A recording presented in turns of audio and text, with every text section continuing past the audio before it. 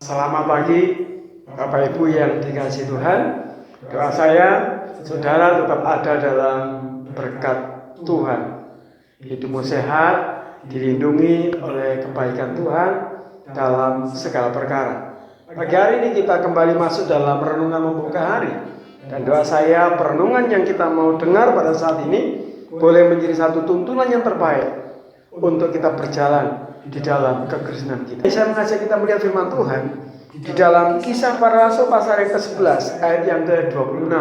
Demikian firman Tuhan. Mereka tinggal bersama-sama dengan jemaat itu 1 tahun lamanya, sambil mengajar banyak orang. Di Antiochialah murid-murid itu untuk pertama kalinya disebut Kristen. Saudara kasih Tuhan, dari ayat yang kita baca ini memberikan sebuah pengetahuan bahwa kepada kita bahwa di Antiochialah untuk pertama kalinya nama kekristenan itu muncul. Kenapa disebut Kristen? Karena setiap orang pada waktu itu menjadi pengikutnya Kristus. Bapak Ibu kasih Tuhan, pagi hari saya mau share buat saudara bahwa menjadi orang Kristen bukan perkara yang gampang. Menjadi orang Kristen bukan perkara yang mudah. Kenapa? Paling tidak ada 4 hal yang saya mau bagi buat saudara. Kenapa jadi orang Kristen bukan perkara yang gampang? Yang pertama, ketika kita bicara tentang kekristenan, saudara kasih Tuhan, kekristenan bukan bicara tentang sebuah ritual keagamaan.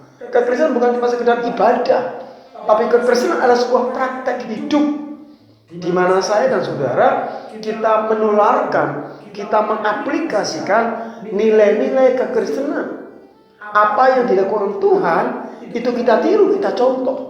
Itulah kekristenan. Yang kedua, saudara kasih Tuhan, bicara tentang kekristenan, kekristenan bukan cuma sekedar mengajar saya dan saudara bagaimana menjadi orang baik, tetapi bagaimana menjadi orang benar.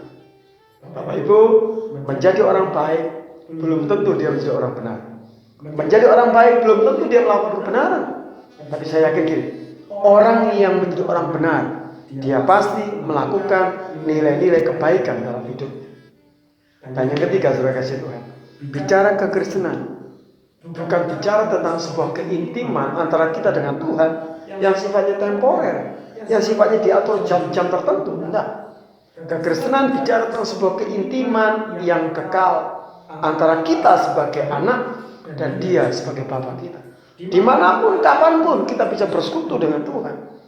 Dan saya percaya Dia Bapa kita. Dia selalu menyendengkan telinganya ketika kita berdoa kepada Dia. Dan yang keempat, saya kasih Tuhan, menjadi orang Kristen bukan perkara yang mudah. Karena ketika kita menjadi orang Kristen, kita masuk yang namanya sekolah kehidupan. Sekolah di dalamnya di mana kita belajar saling mengasihi. Sekolah di dalamnya bagaimana kita belajar percaya. Sekolah di dalamnya di mana kita bicara kesetiaan, kesabaran, dan lain sebagainya. Dan durasinya seumur hidup, saya kasih Tuhan. Itulah hal-hal yang saya mau baca buat saudara. Kenapa saya katakan menjadi orang Kristen bukan perkara yang gampang. Bagaimana dengan saudara? Menyerah jadi orang Kristen?